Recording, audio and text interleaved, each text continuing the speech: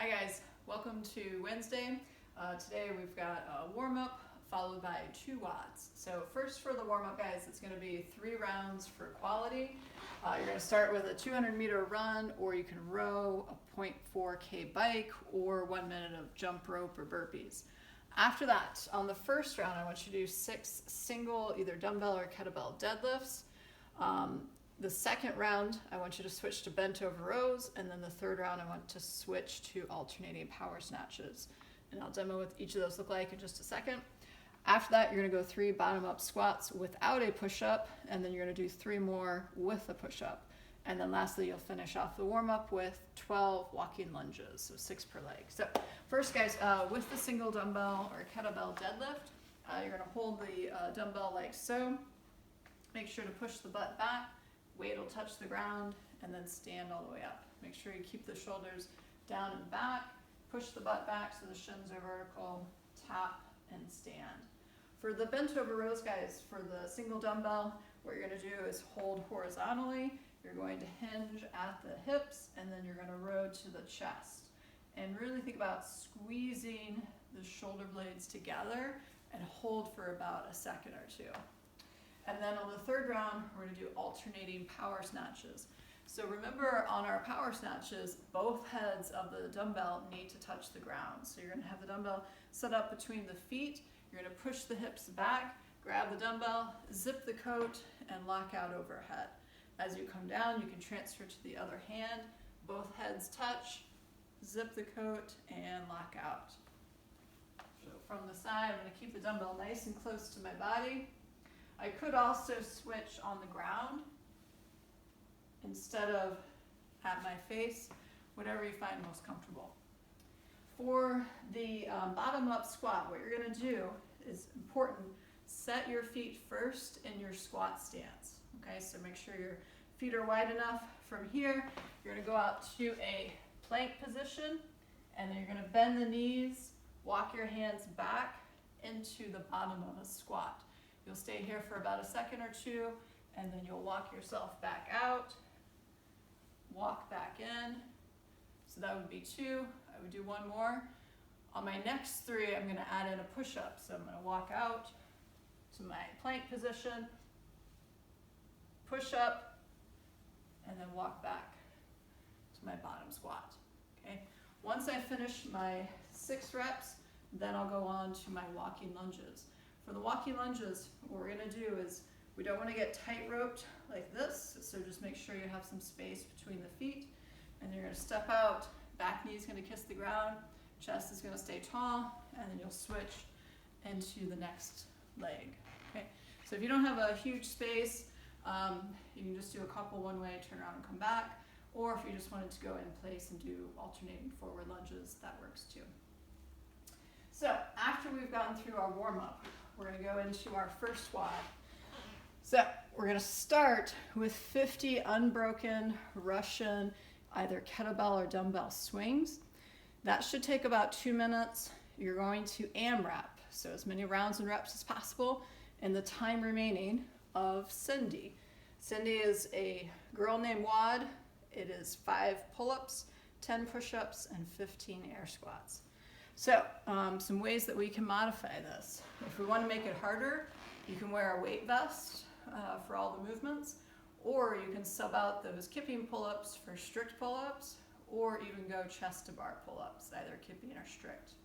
If you really want to kick it up a notch, you could go bar muscle ups, right?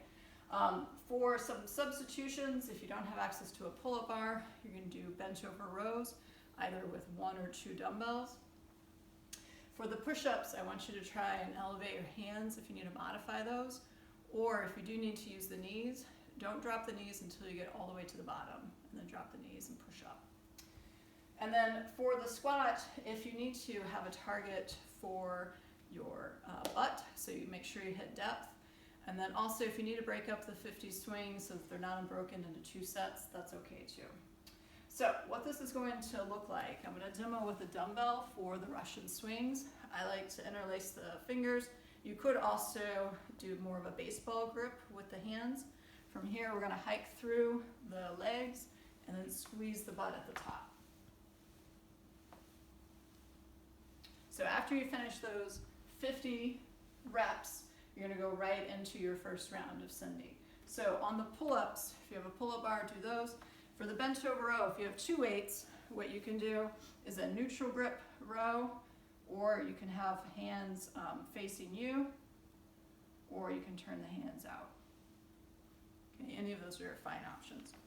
For the push-up, the RX push-up is starting in a plank position, going down, and coming up in that plank position. So hands will be just outside the shoulders. I'll go down, touch my chest, and then push up. If I need to modify, what I'm gonna do is start in that plank position. I'll lower down and then drop my knees to help me come up, and then I'll bring my knees up. So go down all the way, drop the knees, push up, and then bring the knees up. For our air squats, what you're gonna do, get the feet set in that squat stance. You're gonna go all the way down so that the hips are below the knees, and then stand all the way at the top, squeezing the butt. Okay, shoulders, hips, knees, and ankles, all in a straight line. You'll mark for your score how many total rounds and reps you got, okay? After that, rest however much you need to, and then we're gonna go into WOD number 2. All right, so this is a little bit longer. We're gonna go 4 minutes on, 1 minute rest. There's 4 total rounds. Okay, so 19 minutes total. You're gonna start with a 400-meter run. After that, you're gonna go max single dumbbell or kettlebell alternating power snatches. The RX is 50 for the guys, 35 for the ladies, or whatever you have access to. After that minute of rest, you're gonna go 400-meter run, max single dumbbell or kettlebell goblet squats. You're gonna rest 1 minute, and then you're just gonna repeat this. And I want you to try and hit the same number of snatches on the first round and the third round. So 3, 2, 1, go. You got 4 minutes. You're gonna run 400 meters. Let's say that takes you 2 minutes. You have 2 minutes to get as many alternating dumbbell or kettlebell power snatches as possible. Let's say you get 50. On the third round, or your second time going through it, I want you to try and get 50 again, maybe even a few more, okay? Same on the goblet squats. After your minute of rest, you're gonna go 3, 2, 1, go. 400-meter run, you get back, max goblet squats. So for the goblet squat, what you're gonna do is hold the dumbbell by the head in a goblet position here, squat all the way down, and stand all the way up.